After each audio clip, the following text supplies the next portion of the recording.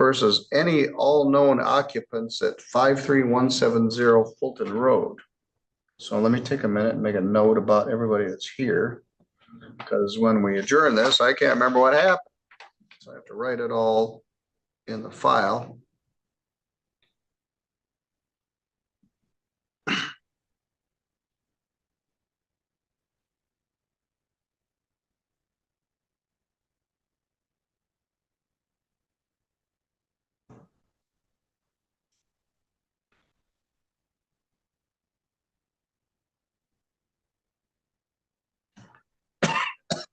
Attorney David Schulte is here. Am I saying that correctly? Yes, Your Honor. Good morning. Good morning, Mr. Bardahan.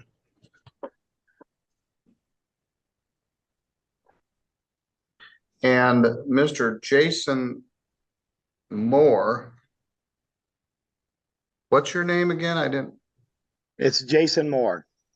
All right. M-O-O-R-E? Yes.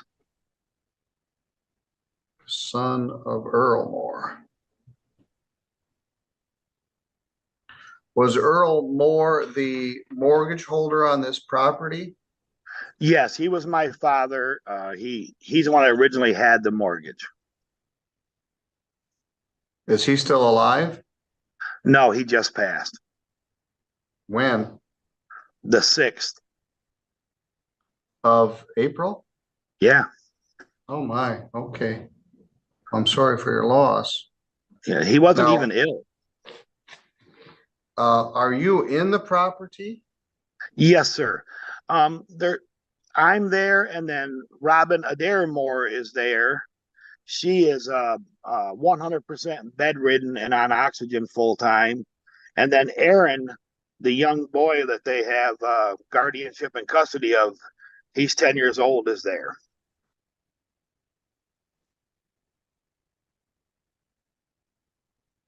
Well, this was a mortgage sale some months ago, and the date for the redemption of the mortgage passed last September 4th. So they've waited all the way from September now to April to ask this. The time to redeem this property has passed. You are in dire straits, Mr. Moore. You and your family are within a few days of being evicted from this property. Have you made any provision to find somewhere to go? Your Honor, I just in the last, I guess it's been about 8 days ago, 9 days ago, I found this paperwork going, looking through his stuff. I immediately called your court and let them know that he had passed and that I found this paperwork. Since then, I'm waiting on death certificates for him so I can do all the proper stuff. I'm working on getting Robin in. She has to be 24-hour care. So we're trying to find a home to put her in. It's just this just hit all of a sudden. He wasn't even ill. He was driving and had a massive heart attack, and his brain bled out right there on the roadside. So this has all hit us. I mean, I've had to move in over there to take care of her till we can get her into a place. It's so much to deal with. And like I said, I just found this paperwork laying on his desk. Now, who was Robin Moore to him? That would have been his. They were now divorced, but they still lived together. It was his wife. All right, his ex-wife. Yeah, they had gotten divorced, but still lived together. Okay. They were, from what I'm looking through this paperwork, they were both on the mortgage.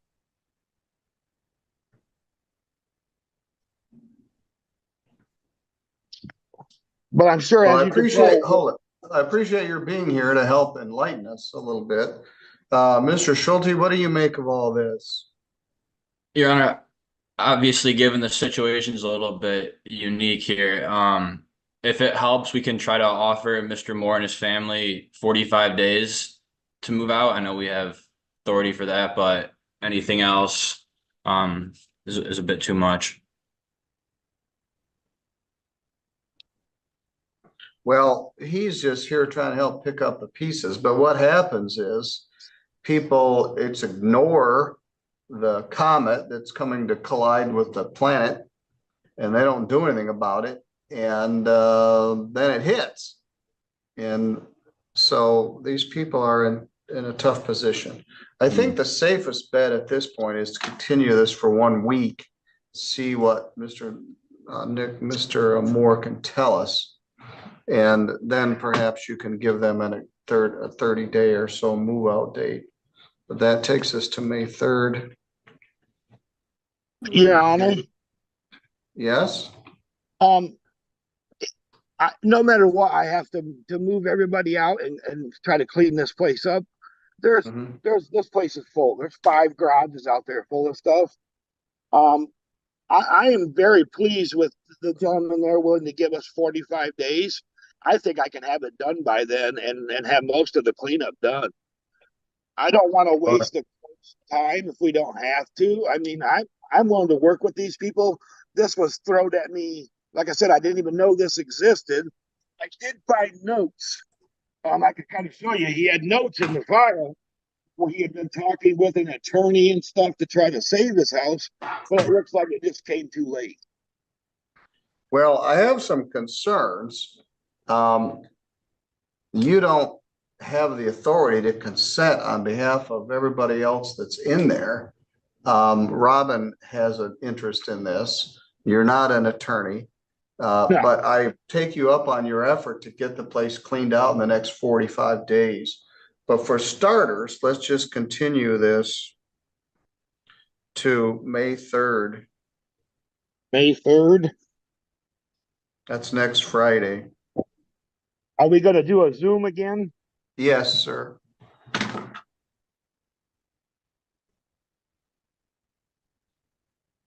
At 2:15. 2:15. What would you like me to try to get for you? Let me know what the plans are for moving Robin Adair Moore and Aaron Moore, and then what your ability is to get the property cleaned up within 45 days. Okay. Because I accept, we could enter a consent order right now that you would move out in 45 days, but I don't believe you have the authority to consent for everybody else. Hey, Earl, bring me a pen. Right, and I'm working right now with an assisted living place. I meet with them today at 4:00. The problem I'm running into is everyone I find is full. Yes, that's true. They're also expensive. Yeah, about 10 grand a month is what we're finding. You can imagine my shock. Yes. Who are you meeting with? Which agency? This is one out of Three Rivers, Michigan. All right. Well, there's a very good one there called Birch Meadows, and the Meadows are there. You said Birch Meadows? Birch Meadows. They also have one in Leonidas, the Birches. But Birch Meadows in Three Rivers is a very fine facility. There are several others, but I didn't know if that's the one you were meeting with. No, but I'm going to call them when we're done. All right. Best of luck. Yeah. Let's address this next Friday. The one in Leonidas is very nice, but it's full. They have a waiting list of 2 years. Yes, they do. They're connected. They're part of the same group. All right. Okay. Address this, Mr. Schulte. Thank you for your patience, but you hit the nail on the head. It's a unique situation. The parties were unknown, but now we know who they are. Yeah. All right. I will see you next Friday. Does that work for you, sir? Yes, it does. All right. Thank you. Thank you, Your Honor. Mr. Nichols, I'll remove you. This is a notebook.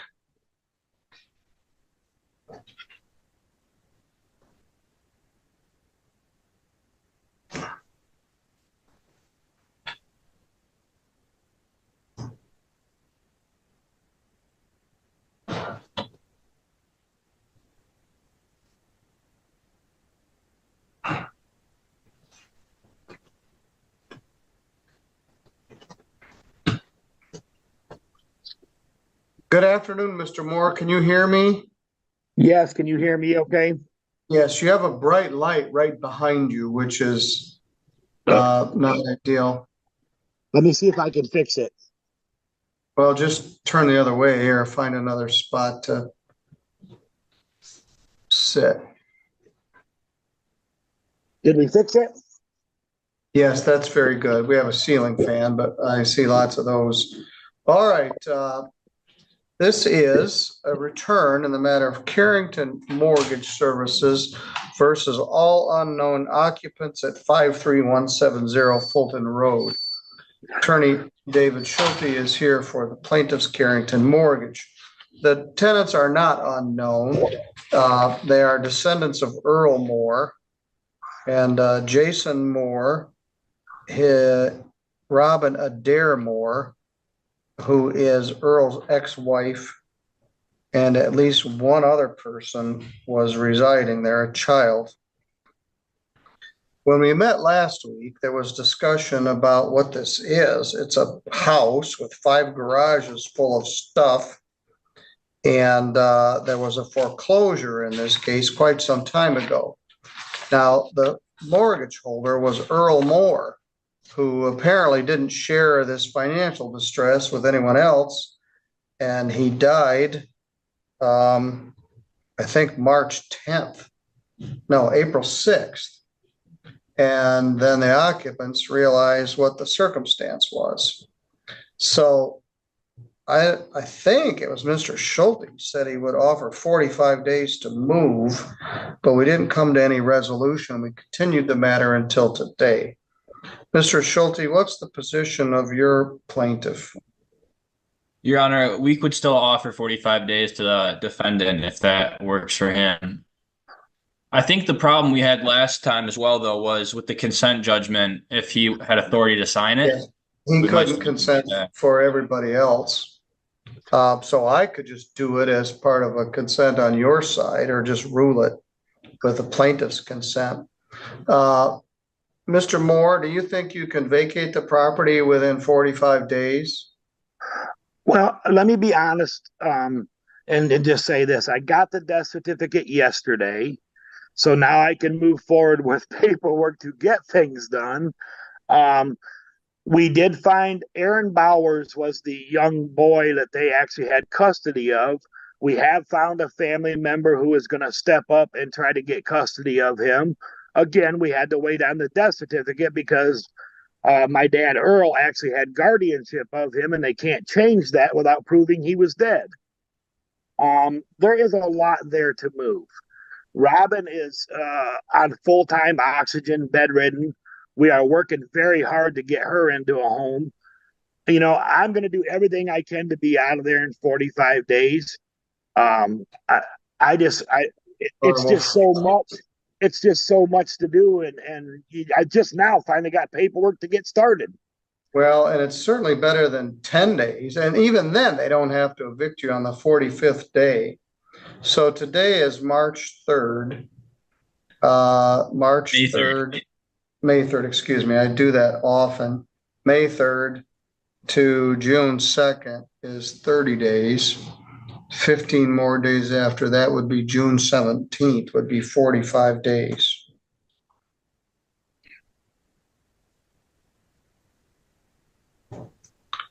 Now, I'm going to just issue the order that the parties move by June 17th. Your appeal date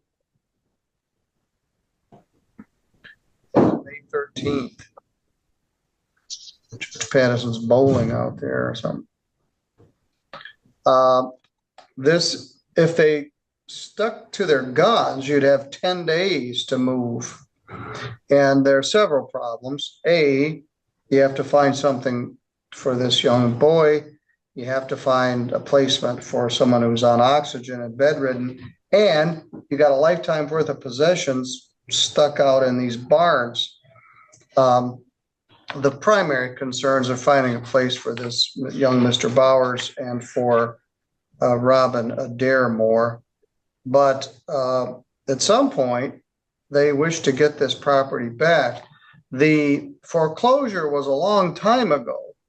The redemption period actually expired last September. They could have started this matter in September of 23, and they didn't start it until well, maybe the sale was in September of 23. Anyway, more than 6 months have passed. In defense of you, you're just here trying to do the best you can to pick up the pieces in this circumstance. And Fred Moore, or Earl Moore, who's not here.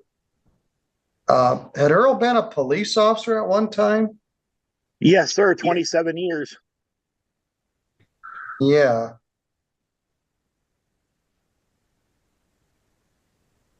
Several of them were right there in St. Joe County. He said he knew everybody there. Yeah, I knew him years back. All right, I'm gonna do an order that says any occupants have 45 days to move with the consent of the plaintiff. That would be June 17th. So, Mr. Schulte, I'll ask you to send me a judgment for termination of tenancy effective June 17th, 2024. The appeal date will be May 13th. Mr. Moore, I'd strongly suggest that, are you the contact person, Mr. Schulte? Yes. Mr. Schulte's name and address is on the pleadings. It shows a Kalamazoo address, but the phone number of 312-541-9710, is that still accurate? Yes, that'd be preferable to the mail just because it goes right to our office. Yes. So if I would suggest you stay in contact with him and let him know what your progress is. Do you have Your any Honor, questions? Can I Yes. give him my phone number on here too? So if he has Well, I anything- don't want to do it here on the live feed. He's a business and his phone Okay. number is available on the internet. And if anybody wants to hire him, they can look him up. But I don't want you to put your number. So call him and give him that number and email information. Then you guys can deal with each other. In fact, Okay. I'll put you in a breakout room right now and you can provide that while we're here. Real quick, Judge, how do you want us to file the judgment? Should we email it to the I want you to- courthouse? I want you to email it to me at 3bcivil@stjosephcountymi.org. What was the at? 3B Civil at St. Joseph County? 3bcivil at stjosephcounty, COUNTYMI.org. Okay. This wasn't my idea. That's somebody else created that complicated. That's okay. Anyway, I'm gonna put you in a breakout room. Just hit the button that says join, and you can exchange that information with Mr. Schulte. Then you're free to go on about your business. Good luck, sir. Thank you, Thank sir. you for what you're doing to help your family. Thank you, Your Honor.